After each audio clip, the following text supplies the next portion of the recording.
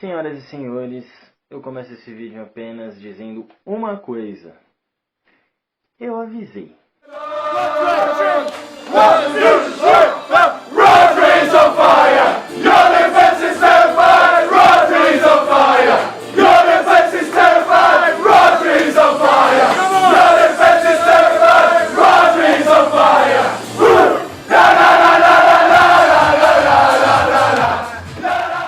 Bom, mas falando sério agora, realmente eu avisei no último vídeo.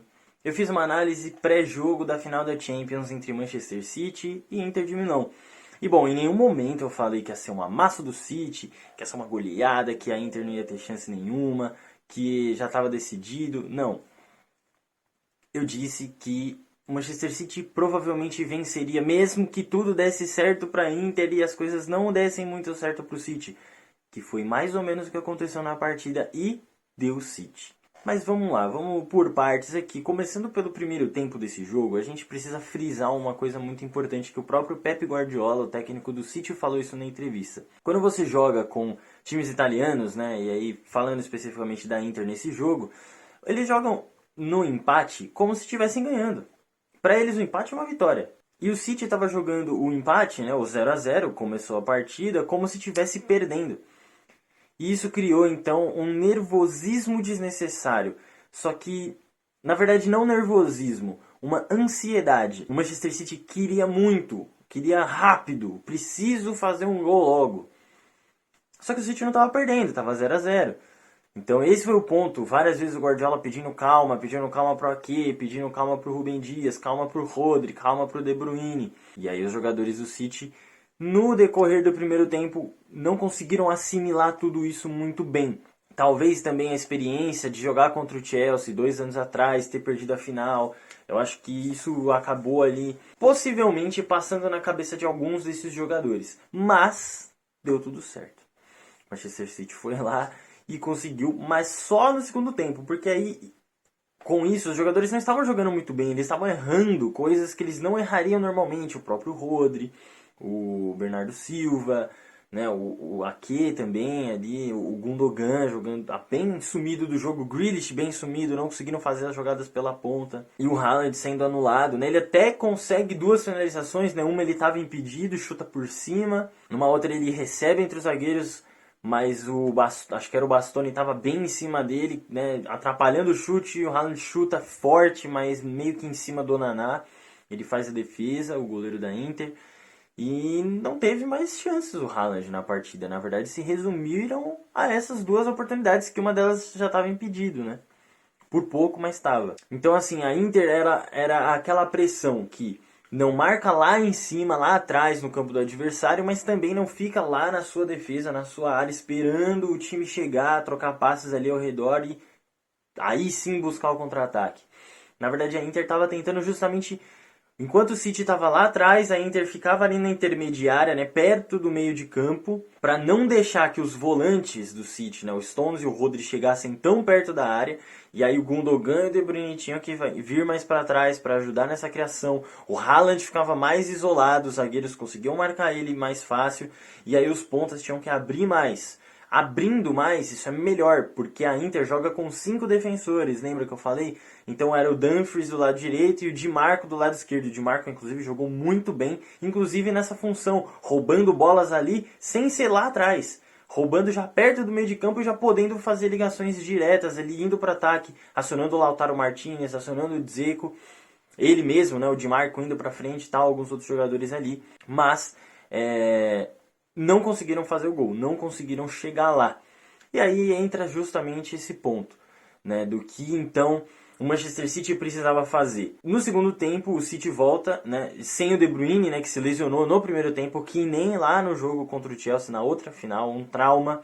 Entra o Foden, que até surpreendentemente, porque poderia entrar o Mahrez para dar mais profundidade pelo lado direito, né? Já que o Walker não jogou titular, né? Ele foi para o banco, ficou o Akanji pelo lado direito e o Ake do lado esquerdo. E aí o City pôde ter justamente essa construção por dentro. Porque, entenda, o Manchester City, o Guardiola, né? Quando ele muda o seu time para jogos específicos, não é que ele está mudando para se defender, para cuidar por causa do adversário. Ao contrário, ele tenta criar em cima do esquema do adversário.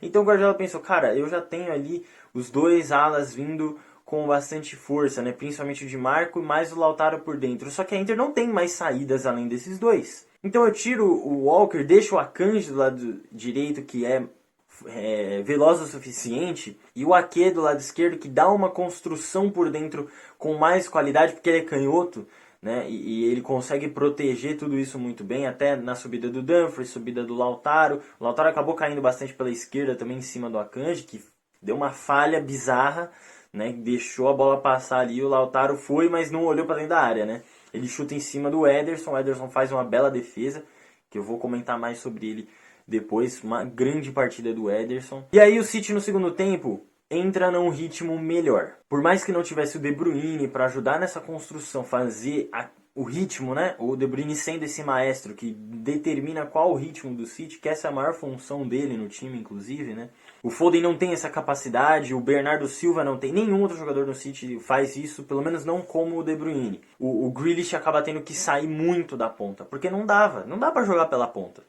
Ainda mais o Grealish, que é o ponta, né? O cara que busca essa profundidade, que se destacou muito por fazer isso nessa temporada, principalmente depois da Copa. Nessa temporada ele subiu uns 2 degraus aí, fazendo valer mais os 100 milhões investidos nele, né? Acho que até foi um pouco mais de 100 milhões. Mas ele trazendo mais para dentro, justamente por não ter o De Bruyne ali no meio, então tinha também um outro espaço. O Foden ocupava uma faixa diferente. Ele caía pelos lados também e ia ali fazer uma dupla com o Haaland, já que são 3 zagueiros da Inter, né? Mesmo assim, o Haaland acabou não participando tanto assim do jogo, mas ter a presença do Haaland permite o gol acontecer.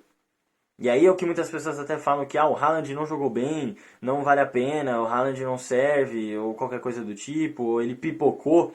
Não acho que ele tenha pipocado. Ele, sim, não fez nenhum gol na semifinal. O Courtois parou ele, né, no segundo jogo. O primeiro jogo ele realmente não vai muito bem, mas essa final ele não foi tão acionado. A Inter se montou para bloquear o Haaland.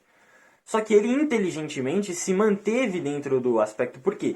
Quando o Haaland teve partidas como essa durante a temporada, que ele foi encaixotado pela defesa, ele estava saindo mais. E isso não funcionou nem para ele, nem para o De Bruyne, nem para ninguém. Por mais que o Manchester City até tenha conseguido ganhar mesmo em situações como essas, contra a Inter isso não ia dar certo.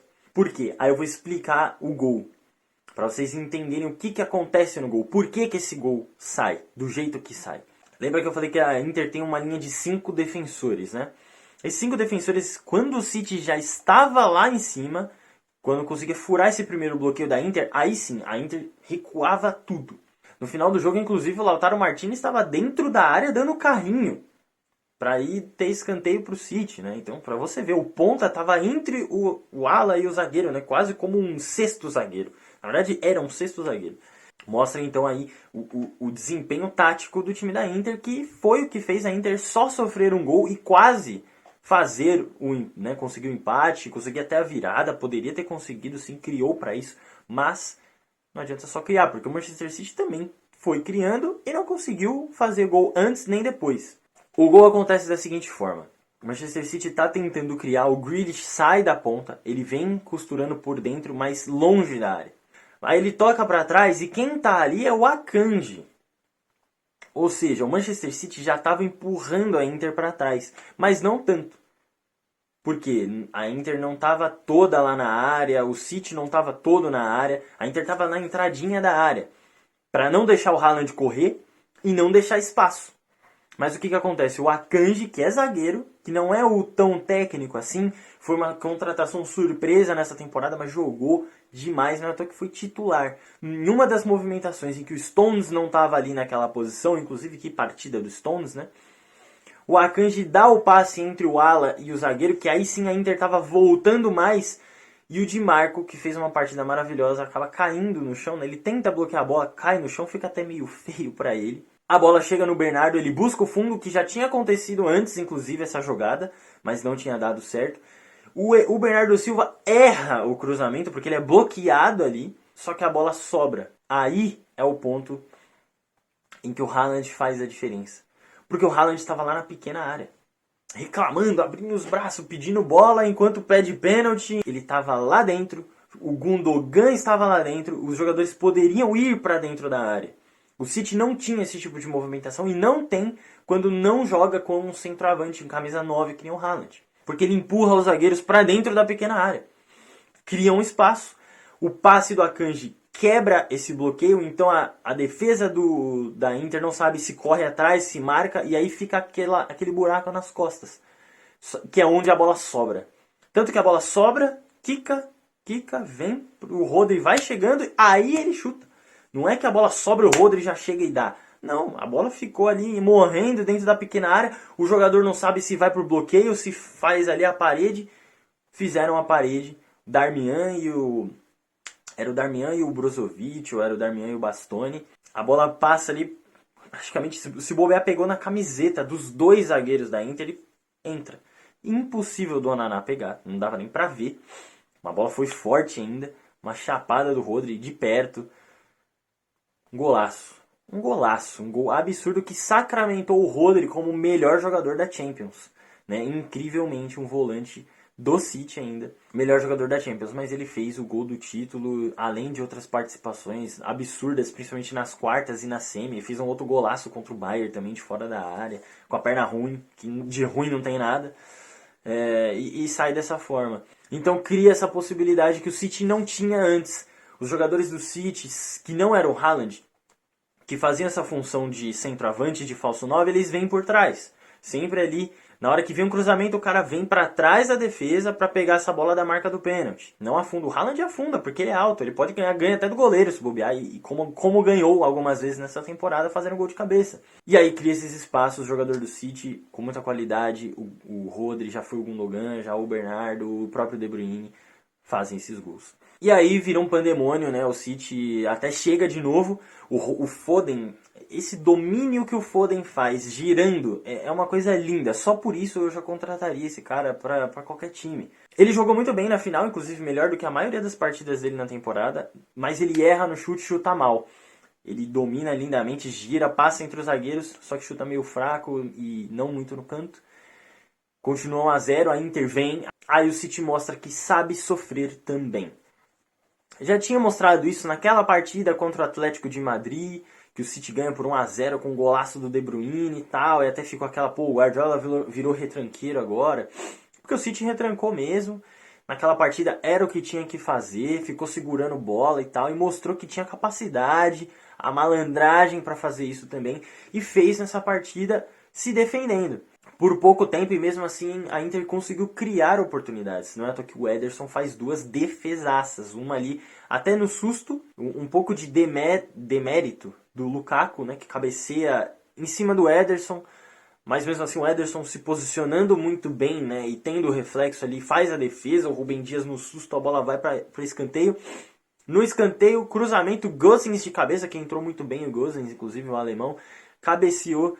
E o Ederson faz mais uma linda defesa e aí acaba o jogo. Uma loucura, né? Então um destaque aí muito importante para o Stones, que era um zagueiro, que virou volante. Ele ainda é zagueiro, óbvio. Jogou de lateral direito já também nesse City. 6 dribles completos. É a maior quantidade de dribles desde um tal de Messi, que jogou no Barcelona em 2015, quando o Barcelona ganhou a sua última Champions. Até agora. Stones. Johnsons. Que o Guardiola sempre bateu o pé por ele, defendeu ele e mostrou, principalmente nessa temporada, o porquê de tudo isso, né? Stones fez valer essa aposta do Guardiola, que não é aposta porque o Guardiola enxerga além do que a maioria das pessoas consegue ver. Isso não significa que ele acerta sempre, porque depende do jogador também. Cada dia é um dia, tem dia que o jogador pode estar mal e acabar tendo uma falha e acabar com tudo. E o contrário também, então isso cria histórias diferentes e todas essas possibilidades. Mas o resumo da ópera é esse. A Inter não tinha tantas opções assim. Se não desse certo o que a Inter queria, não ia ter como. Foi o que eu falei. Pro City teve como.